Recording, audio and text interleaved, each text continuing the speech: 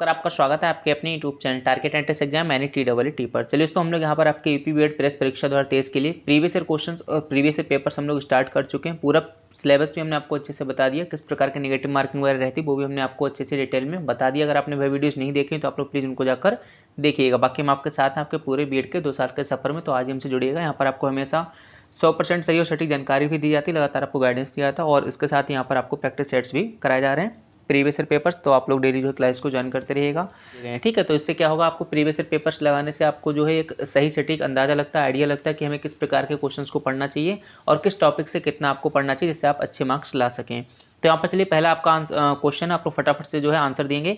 शशक का पर्यायवाची शब्द क्या हो जाएगा? आप लोग कमेंट बॉक्स में आंसर भी देते रहिए। डेली अपनी लाइव क्लासेस चलती हैं, अभी थोड़ा सा शेड्यूल बिजी है तो आपको 1 से 2 दिन आपको जो है रिकॉर्डिंग क्लास हम प्रोवाइड करा रहे हैं, ठीक है। तो आप सभी क्लासेस देखते रहिएगा, सभी क्वेश्चंस का आंसर दीजिएगा। क्वेश्चन नंबर आपका 51 है, शशक का पर्यायवाची शब्द क्या होता है? तो ये बहुत ही फेमस है, आपको पता है, इसका ऑप्शन ए हो जाएगा। खरगोश जो है आपका शशक का पर्यायवाची है। क्वेश्चन नंबर आपका सेकंड है, गंगा गए गंगादास जमुना गए जमुनादास, इस लोकोक्ति का सही अर्थ क्या होगा? और क्या है क्वेश्चन आपका, गंगा गए गंगादास जमुना गए जमुनादास, इस लोकोक्ति का सही अर्थ क्या हो जाएगा? अपने काम से काम रखना, तीर्थ यात्रा करना, महान भक्त होना या फिर अवसरवादी होना। तो आप लोग सभी लोग आंसर देंगे और आपको पता है पहले पेपर में 50 क्वेश्चन आपके जीके के आएंगे और 50 क्वेश्चन आपके हिंदी के आएंगे, ठीक है। तो 52 का यहाँ पर करेक्ट ऑप्शन आपका क्या हो जाएगा? अवसरवादी होना। गंगा गए गंगादास जमुना गए जमुनादास, ठीक है। क्वेश्चन नंबर आपका 53 है, इसका देखिएगा। सूर्य का पर्याय नहीं है, कई बार आपसे पूछा आता है कि इसकी पर्यायवाची नहीं है, ठीक है। तो ध्यान रखना, नहीं है पर आपको विशेष फोकस करना है, कई बार आप लोग उसको नहीं देखते हैं और गलतियाँ हो जाती हैं। तो भास्कर, मयंक, दिवाकर या सविता, तो आपको पता है इसका कौन सा आंसर हो जाएगा? मयंक जो है सूर्य का पर्यायवाची नहीं है। मयंक किसका पर्यायवाची होता है? मयंक आपका चंद्रमा का पर्यायवाची होता है, ठीक है। चलो क्वेश्चन नंबर आपका नेक्स्ट है 54 है और आप लोग प्लीज लाइक शेयर भी कर दीजिएगा।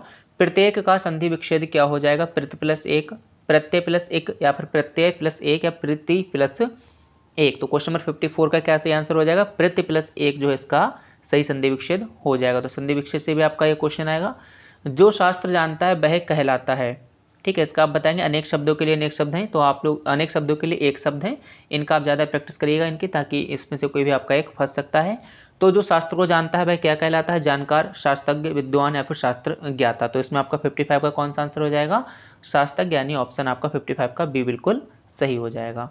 क्वेश्चन नंबर आपका 56 है, पुराण में एक प्रत्यय संयुक्त होकर शब्द बनता है। प्रत्यय आपको पता है ना, प्रत्यय शब्द के कहाँ लगता है? प्रत्यय शब्द के लास्ट में लगता है, ठीक है। तो इसमें बात की है 56 में किसकी की जो है, पुराण में एक प्रत्यय संयुक्त होकर शब्द कौन सा बन जाएगा? इसमें आपको बताना पौराणिक, पौराणिक, पुराणिक या फिर पौराणिक। तो 56 का आंसर हो जाएगा आपका पौराणिक, ठीक है। क्वेश्चन नंबर आपका नेक्स्ट है 57, हाथ से हथियाना, लात से लत्याना, संज्ञा से बनने वाली क्रिया को क्या कहते हैं? ठीक है, इस संज्ञा से क्या क्रिया बनेगी उसको हम क्या कहते हैं? हाथ से हथियाना, लात से लत्याना। क्वेश्चन नंबर आपका 57। चलिए इसका आप लोग जो सही आंसर दीजिएगा, क्या आंसर हो जाएगा आपका 57 का? तो ये आपका हो जाएगा नाम धातु क्रिया, ठीक है। क्वेश्चन नंबर आपका नेक्स्ट है यानी 58 है। 58 देखिएगा, मीठा विशेषण से भाववाचक संख्या क्या बन जाएगी? कई बार आपसे संज्ञा दे दी फिर पूछेंगे कि इसकी भाववाचक संख्या क्या हो जाएगी, ठीक है। जैसे पढ़ना से पढ़ाई, इस प्रकार से यहाँ पर पूछते हैं। तो मीठा का पूछा गया, तो मीठा का यहाँ पर क्या हो जाएगा? मिठाई, यानी ऑप्शन आपका जो है सॉरी, मीठा से आपसे पूछा अच्छा भाववाचक संख्या क्या बनती है, तो मीठा का यहाँ पर आपका हो जाएगा मिठास, यानी आपका ऑप्शन 58 का डी बिल्कुल सही हो जाएगा, ठीक है। चलिए क्वेश्चन नंबर आपका नेक्स्ट है 59 है, कोई आया है वाक्य में, कोई किस प्रकार का सर्वनाम है? आपसे सिंपल सा पूछ लिया कि कोई जो है किस प्रकार का सर्वनाम है। क्वेश्चन नंबर आपका 59। तो जिन सर्वनामों से क्या होता है, किसी निश्चित वस्तु का बोध नहीं होता है, उन्हें हम क्या कहते हैं? अनिश्चयवाचक कहते हैं। इसलिए इसका आंसर 59 का ऑप्शन आपका डी बिल्कुल सही हो जाएगा, ठीक है। जैसे कोई आया है, हमें नहीं पता कोई कौन आया है, इस प्रकार से 59 का आंसर आपका डी बिल्कुल सही हो जाएगा।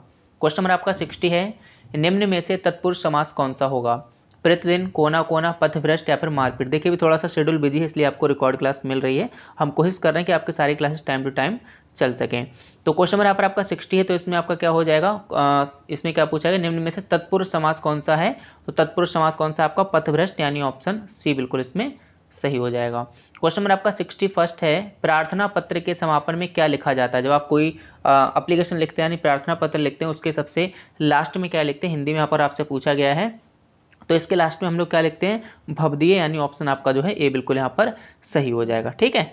चलिए क्वेश्चन नंबर आपका यहाँ पर नेक्स्ट हो जाएगा 62।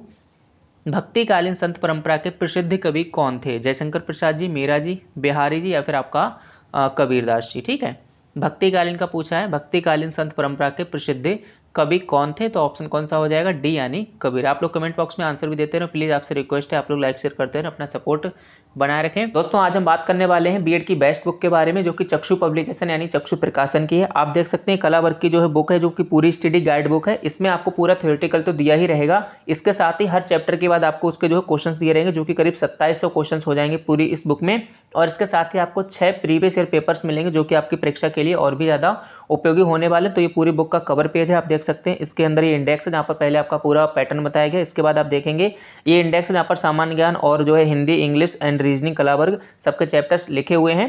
तो इस प्रकार से इसमें आपको 6 मॉडल पेपर मिल जाएंगे, जो इस तरीके से सॉल्व है, आप देख सकते हैं।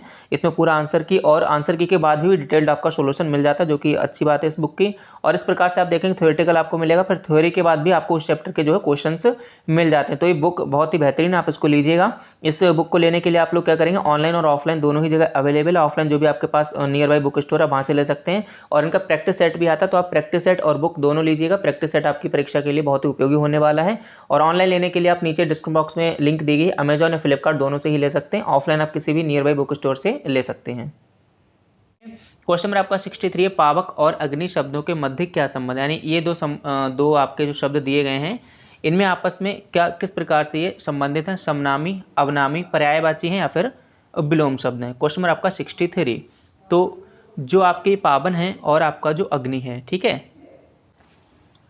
चलिए तो इसका क्या हो जाएगा, ये दोनों ही आपस में क्या है? पर्यायवाची, यानी 63 का ऑप्शन आपका सी बिल्कुल सही हो जाएगा। क्वेश्चन नंबर आपका 64 है, शोक किस रस का स्थायी भाव है? कई बार आपसे रस के स्थायी भाव पूछ लेता है, तो इसमें आपको बताना 64 में शोक किस रस का स्थायी भाव होगा? रौद्र, वात्सल्य, करुण या फिर ऑप्शन डी आपका वीर। तो आपको पता है शोक जो है करुण रस का स्थायी भाव होता है, इसलिए ऑप्शन आपका सी बिल्कुल सही हो जाएगा। क्वेश्चन नंबर आपका 65 है, वह विद्यार्थी नहीं आया, इस वाक्य में वह कौन सा विशेषण होगा? आपसे क्या पूछा गया? वह जो है किस प्रकार का विशेषण है? सार्वनामिक, प्रमाणबोधक, गुणवाचक या फिर संज्ञावाचक? तो 65 का ऑप्शन क्या हो जाएगा आपका? ऑप्शन ए यानी सार्वनामिक जो है विशेषण है इसमें, जिसमें वही विद्यार्थी नहीं आया।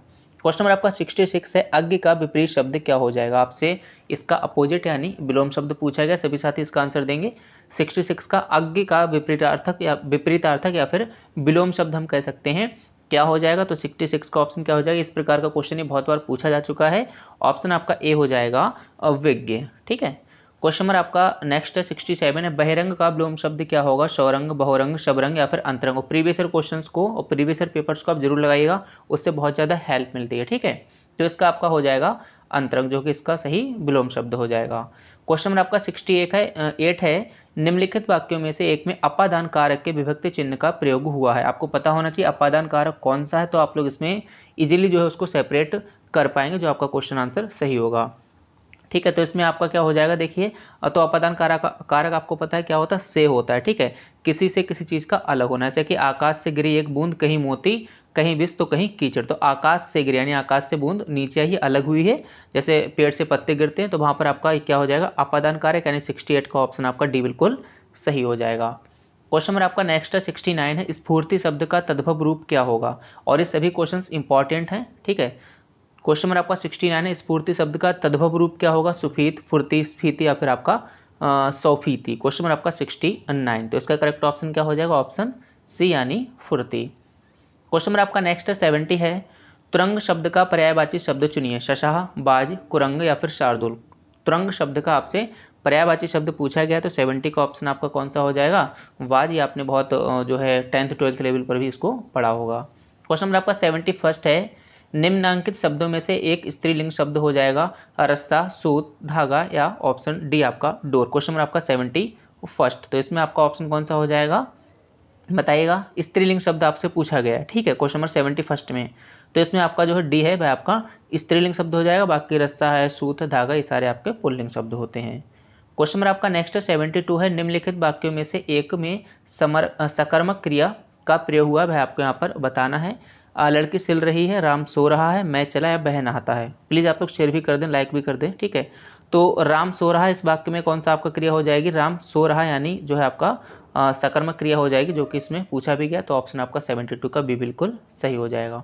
क्वेश्चन नंबर आपका 73 हिंदी दिवस मनाने की तिथि है। तो सिंपल आपसे पूछा हिंदी दिवस कब मनाते हैं, तो बहुत ही सिंपल सा क्वेश्चन है, आपको सबको पता है 14 सितंबर, यानी ऑप्शन आपका ए बिल्कुल सही हो जाएगा। क्वेश्चन नंबर आपका 74 है जैसा करोगे वैसा भरोगे में कौन सा सर्वनाम है, इसमें आपको बताना। क्वेश्चन नंबर आपका 74 जैसा करोगे वैसा भरोगे, तो आपको पता है ये आपस में किस प्रकार के सर्वनाम है, क्योंकि जो है क्या होता है यहाँ जैसा वैसा शब्द जहाँ पर आपके होते हैं वहाँ पर क्या होता है आपका वाचक सर्वनाम हो जाएंगे। कौन सा वाचक हो जाएंगे आपके संबंधवाचक, यानी ऑप्शन आपका 74 का डी बिल्कुल सही हो जाएगा। एक दूसरे से संबंध है ना कि जैसा करोगे वैसा भरोगे, तो एक दूसरे से क्या संबंधित हैं, वही यहाँ पर आपको बताना था। क्वेश्चन नंबर 75 है शाह के बारे में सही नहीं है। क्वेश्चन नंबर आपका शाह 75 इस ये वर्णमाला से आपको क्वेश्चन पूछा गया है। 75 इसका सभी लोग आंसर देंगे। तो ये किस प्रकार की ध्वनि है, तालव्य है, कंठ है, महाप्राण है या फिर आपका अघोष है। क्वेश्चन नंबर 75, तो इसका आंसर क्या हो जाएगा आपका बी, ये जो है आपका कंठ ध्वनि है। ठीक है, तो आज हम लोग इतनी क्वेश्चंस रखते हैं। 25 क्वेश्चंस आपको मॉर्निंग मिल जाएंगे। ठीक है, मॉर्निंग 10 बजे आपको इसकी क्लास चलेगी, तो मॉर्निंग 10 बजे इसके हम बचे हुए क्वेश्चंस 25 कर लेंगे। तो आप लोग प्लीज़ क्लास को जरूर देखिएगा। ठीक है, और लगातार हमारे साथ बने रहिए, यहाँ पर आपको लगातार प्रैक्टिस कराई जा रही है। इसी के साथ आप सभी साथियों को बहुत बहुत धन्यवाद। जय हिंद, जय भारत।